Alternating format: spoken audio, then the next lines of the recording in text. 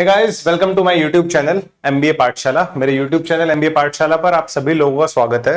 And आज की class में जो कि हमारा 8th सेशन है, जिसमें हम लोग इंपॉर्टेंट क्वेश्चन डिस्कस कर रहे हैं ज्योमेट्री के। ठीक है, तो एक और अमेजिंग क्वेश्चन करते हैं अपनी इस क्लास में। ठीक है, आई होप आप लोगों ने जो क्वेश्चन अब तक करे हैं कमेंट सेक्शन में फीडबैक जरूर दिया करो। ठीक है, मतलब कोई क्वेश्चन जैसा भी लग रहा है ना, उसका फीडबैक जरूर देना है कमेंट सेक्शन में। सर ये क्वेश्चन बड़ा अच्छा था, सर इससे भी अच्छे क्वेश्चंस कराओ, और मतलब तो वो आप दोगे ना, थोड़ा मोटिवेशन मिलेगा फिर इधर से। ठीक है, so this is our official Telegram channel. ये हमारा ऑफिशियल टेलीग्राम चैनल है जिसका नाम है एमबीए पाठशाला।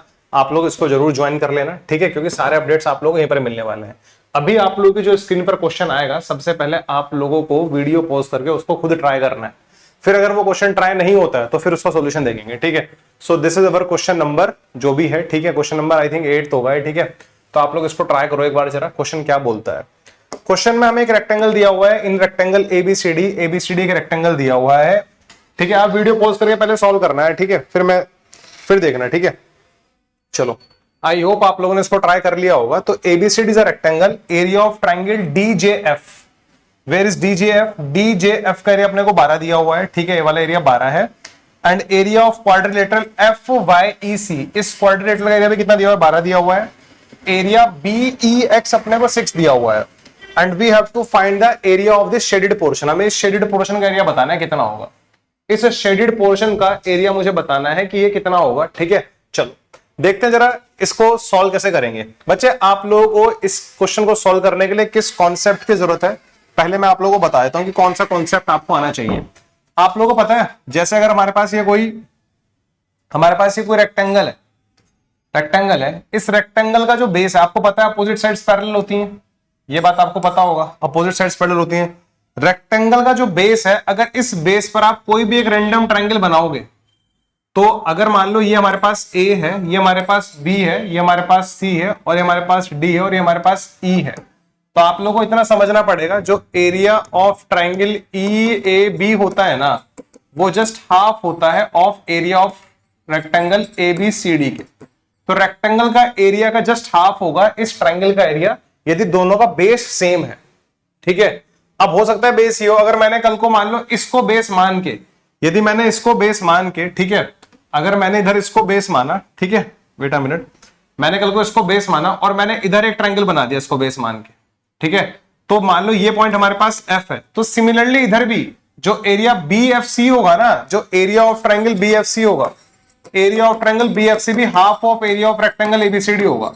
क्लास 9th में आप लोगों ने आई थिंक ये पढ़ा होगा, ट्रायंगल एंड रेक्टेंगल बेस, मतलब ट्रायंगल एंड पैरेललोग्राम, क्योंकि ये भी तो एक पैरेललोग्राम है।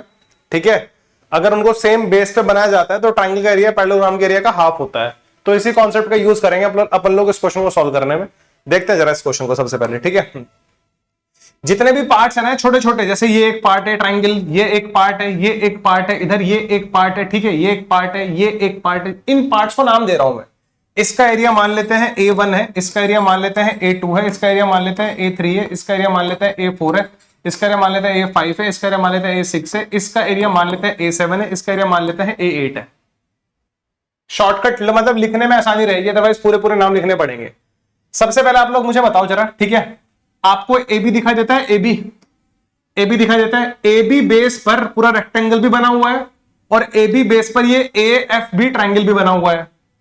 AB बेस पर ये पूरा रेक्टेंगल भी बना हुआ है, और AB ही बेस पर ये ट्रायंगल भी बना हुआ है।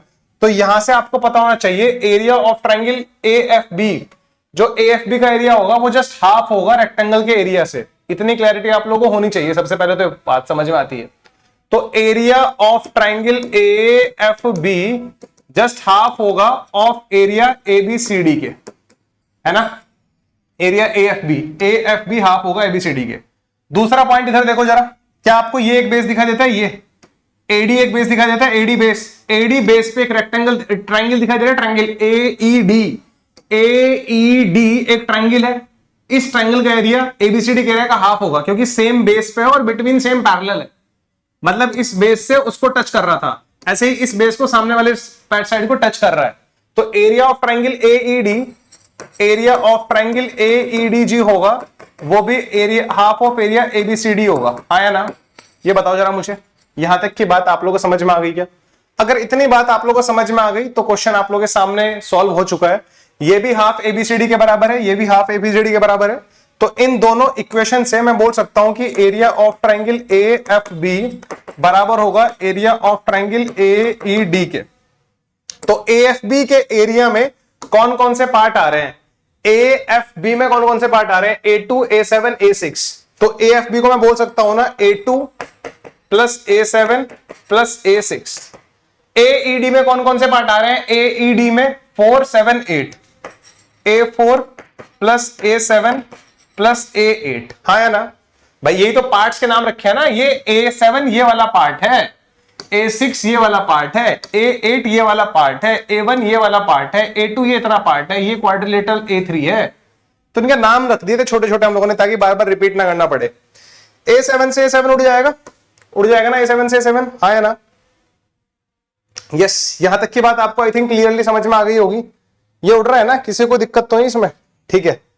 एंड मतलब एक मिनट जरा, यहां से A2 plus A6, A2 plus A6 मुझे वैल्यू किस किसका पता है, A1 का और A3 का पता है, ठीक है। रुको रुको एक मिनट रुको, ठीक है। इसको मैं अभी, यार क्या हो गया एक मिनट, हाँ इसको ना पता मैं क्या कह रहा हूं, सुनो मेरी बात, थोड़ा चेंजेस कर रहा हूं इसमें, मुझे लगा कुछ और निकालना है, ठीक है। एक मिनट मैं इन दोनों इक्वेशंस को ऐड कर रहा हूं। ये मेरी इक्वेशन नंबर 1 है ना, ये मेरी इक्वेशन नंबर 1 है, this is my equation number 1, this is my equation number 2। I am adding these two equations, मैं इन दोनों की दोनों इक्वेशंस को ऐड कर रहा हूं, ठीक है। जैसे ही मैं इन दोनों इक्वेशंस को ऐड करूंगा ना, तो देखो मुझे क्या मिलने वाला है। जैसे ही मैं इन दोनों इक्वेशंस को ऐड करूंगा तो इधर एरिया ए एफ बी जिसको A2 A7 A6 बोलते हैं हम लोग, तो A2 plus A7 plus A6, AED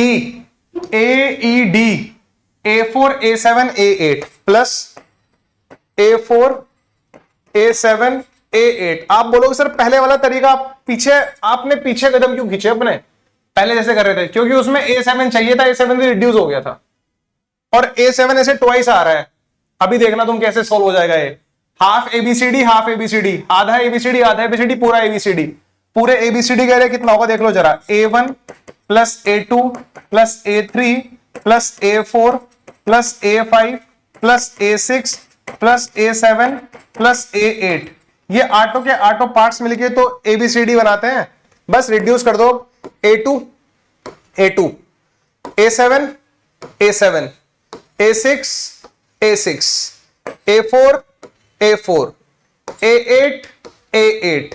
तो यहां से A7 किसके इक्वल आ रहा है बताओ, यहां से A7 किसके इक्वल आ रहा है, A1 plus A3 plus A5, A1 plus A3 plus A5। क्या मुझे इन तीनों का वैल्यू दिया हुआ है क्या मुझे इन तीनों का वैल्यू दिया हुआ है क्या? A1 कितना दिया हुआ है, इसको मैंने A1 माना था, इसको मैंने A1 माना था, DZF को इसका वैल्यू 12 दिया हुआ है। FYEC इसको मैंने कितना माना था, FYEC को A3 माना था, इसका वैल्यू 12 दिया हुआ है।